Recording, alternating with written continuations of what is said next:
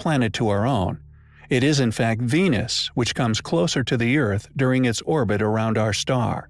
Mercury is the closest planet not only to Earth, but to every other planet in the solar system at one time or another. Yet these giants, barren landscapes incapable of supporting life. This reality is partly why Mars is so often the focus of man's attention in regard to our solar system's planetary bodies. With a partial atmosphere, and thanks to the Mars rovers, proven to possess water, it is a far less violent planet, not scorched like Mercury, or filled with toxins like Venus. As such, for many years now, as the human population has exploded and modern technology has made self-sustaining, isolated life-supporting systems a reality, the search for suitable places for future colonization of the solar system has become a more and more popular subject of study. One of the most important additional factors for possible candidates for this exploration of space is the planet's distance from the Sun, nicknamed the Goldilocks zone. Just like porridge being just right, Mars is located within a specific distance from the Sun capable of sustaining life. And although space agencies and other fields of funded institutions staunchly deny the possibility of it once having been inhabited, possibly even by man himself, dismissing such ideas as preposterous, Mars's desolate red oxide landscape is in fact uncannily similar to Earth's possible future appearance, if humans were to continue unsustainable activities or a cataclysmic event were to occur. Thus, is it so preposterous to ponder the possibility that the planet we see before us today was in fact transformed into its lifeless form by an event or possibly past insatiable appetites for its resources by an ancient civilization which once called it home? Could the Cambrian explosion, the sudden appearance of advanced life on our planet, be evidence of terraforming? Could there have also been a similar, yet now hidden mammalian explosion, indicating our own sudden arrival here on Earth after it artificially became capable of sustaining us? An orchestrated introduction of a complex food chain by ancient man, who were in reality Martians. We have in the past covered some very strange occurrences on Mars, one in particular suggesting that possible black operations to colonize the Red Planet are already underway. The Mars rovers were given an expected lifespan of just 90 days. This estimation was based upon the notorious dust storms which choke its surface. Yet Spirit lasted an incredible 7 years, surviving until 2010, and Opportunity only recently ceased operation. This remarkable longevity, solely a result of what has become known as cleaning events, which for 14 years were repeatedly experienced and documented. Yet what is most curious regarding these events is that they always occurred while the rovers were offline. In July 2007, during the fourth mission extension, severe Martian dust storms blocked sunlight to the rovers and threatened the ability of the craft's survival. However, when the dust storms lifted and the rovers came back online, something had cleaned them of nearly all debris. On May 1, 2009, during its fifth mission extension, Spirit became stuck in the soft soils of Mars. Strangely, it seems, because the rover was not moving, it missed subsequent cleaning events. Did our mysterious helper assume it had died? Join us in our next video, which will be an exposé of artifacts, features, ancient testimonies, and satellite anomalies, and many other factors which support the conspiracy of secret Martian inhabitation, supporting the hypothesis of an ancient Martian civilization that once called our red neighbor home. Evidential arguments we find highly compelling. Most people have never heard of pareidolia, but nearly everyone has experienced it. Anyone who has looked at the moon and spotted two eyes, a nose, and a mouth has felt the pull of pareidolia. It's the imagined perception of a pattern or meaning where it does not actually exist, according to the World English Dictionary. It's picking a face out of a knotted tree trunk or finding zoo animals in the clouds. German design studio Onformative is undertaking perhaps the world's largest and most systematic search for pareidolia. Their Google Faces program will spend the next few months sniffing out face-like shapes in Google Maps. This phenomena of seeing faces was also attributed to the very famous face of Cydonia that was found on Mars. The face was first imaged in detail by the Viking 1 and Viking 2 orbiters. 18 images were taken by the orbiters. Viking 1 launched on July 20, 1976, and Viking 2 orbited Mars on July 25, 1978. The striking likeness the apparent natural formation had to a face allowed the image to quickly gain notoriety around the world. The possibility of ancient ruins being on Mars is not a hypothesis held by modern science. And it is certainly not a scenario that NASA endorses. Neither does any other space-going nation appear to have any interest in investigating the possibility. Many conspiracies have surfaced over the years regarding covert operations, in search of exactly such ruins on our neighboring planets. Many claiming black operations have occurred, such as an Apollo 20 program, with some rather convincing CGI hoaxes subsequently being created. Regardless, what a number of authentic researchers have managed to accomplish by just studying imagery of Mars and also of historical knowledge of the region held here on Earth is quite remarkable. Subsequent orbital imagery of the Cydonia region of Mars have attempted to debunk the face as just being a product of light angle. However, thankfully, people did not let these debunking efforts dissuade them from further investigations of the area. Some researchers who were versed in the works of Zecharia Sitchin connected the location to the possible burial site of a king. Recorded within the 10th Sumerian tablet, Sitchin had apparently translated a passage regarding a god known as Alalu, who requested upon death to be buried where he would be able to peer into space gazing upon Earth forever. Although many claim Sitchin's vague understanding of the writings may have led to mistranslations, Sitchin became convinced that this 10th tablet also laid claim to the king being the constructor of the pyramids. People who knew these fragments of information actually connected a network of apparent extremely ancient pyramidal ruins resting very near to the face.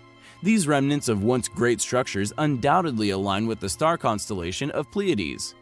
What is astonishing is that these ruins would not have been discovered without Sitchin's translations. Was Sitchin right all along? Is this really proof of ancient ruins on our nearest neighbor? The alignments are certainly compelling and must be more than just coincidence. As always, thanks for watching, guys, and until next time, take care.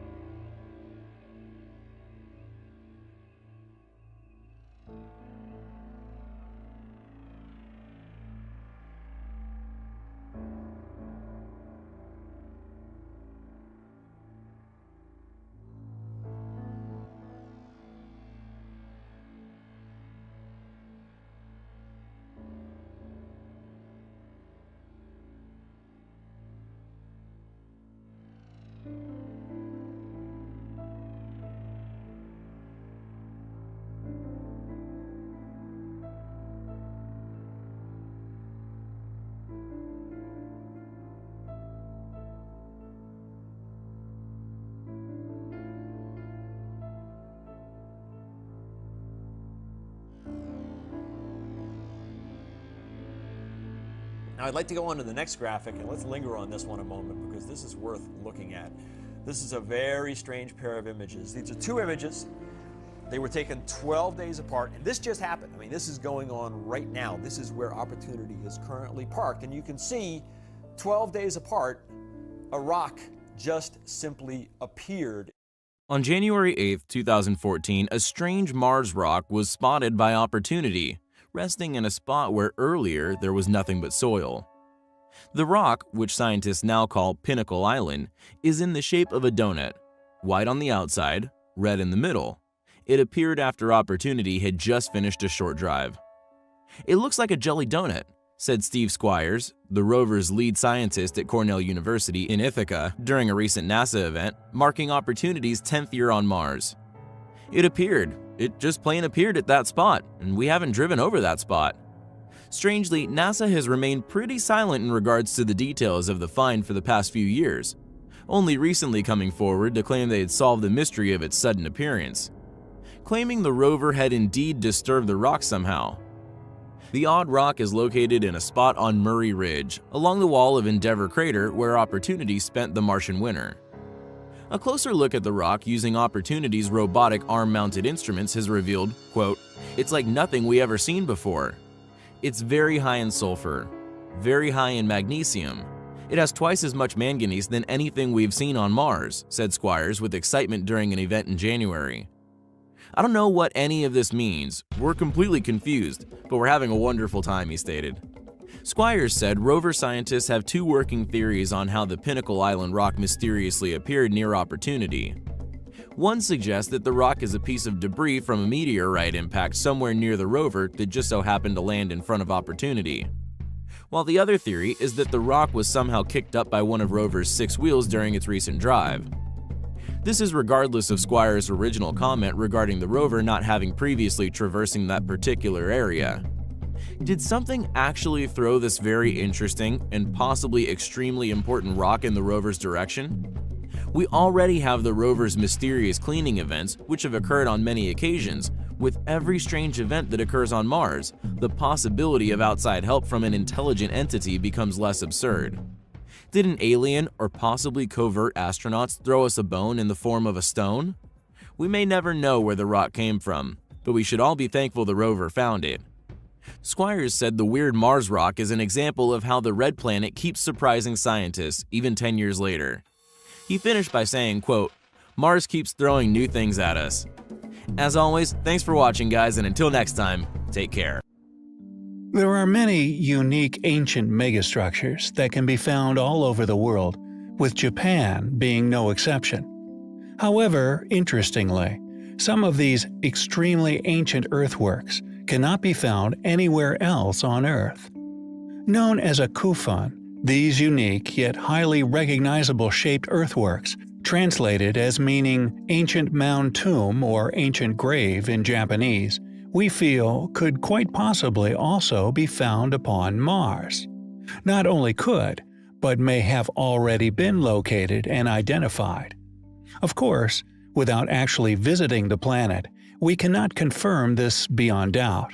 Yet the similarities between these two locations is unquestionably compelling. The best-known kofun within Japan is known as the Daisen Kofun, approximately 500 meters long and 300 meters across at its widest point. It is an enormous ancient structure, with the entire tomb perimeter measuring in at 840 meters long. Enclosed by 3 moats, the mound rises approximately 35 meters above the surrounding terrain. The inner moat is the widest at approximately 60 meters, with the entire mound being approximately 100,000 square meters in area, and the entire tomb some 460,000 square meters. Today, the tomb is off-limits, protected by the Imperial Household Agency in the center of Sakai City. The moats are maintained and provide a sanctuary for fish and water birds.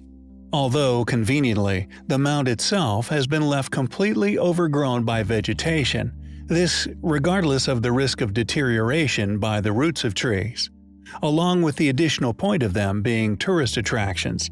One has to wonder whether this deliberate choice to leave them completely obscured by trees is actually an attempt to conceal their shape from the rest of the world. Why leave such clearly important ancient structures engulfed in trees, with root systems left to flourish that are notorious for destroying ancient structures? Why make such a decision if they were not indeed attempting to conceal these enigmatic earthworks? We strongly suspect, although with only circumstantial evidence of course, that a lost civilization, possibly a mother civilization of Earth, will one day be confirmed upon Mars. It continues to be a puzzling question as to why some of the most ancient ruins on Earth are also seemingly the most advanced. Is this fact suggestive of intercontinental travel? Possibly our highly advanced ancient ancestors having built such awe-inspiring structures upon their arrival to our planet after traveling here from Mars? Could there possibly be ancient kofuns, and indeed other ancient structures and tombs, still left upon the red planet, waiting to be rediscovered, waiting to inform our modern civilization of another chunk of human history. Why are these enigmatic, iconic ancient kofuns only found within Japan? Why does this anomaly on Mars look exactly like one? Why do the Japanese continue to conceal the kofun's true shape beneath dense tree lines? We find all of these suspicious factors highly compelling. We often cover the extraordinary yet unexplained ruins that can be found all over our planet. However, as many of these ancient sites indicate, our ancient lost ancestors clearly had substantial advanced understandings we are yet to unravel. We feel it is clear that they were indeed technologically superior to us, the modern man. Thus, the question we must ask, just as we are, was this clearly advanced civilization capable of space travel? If so, then why did they not survive the mass exodus, which many feel befell the rest of these lost civilizations?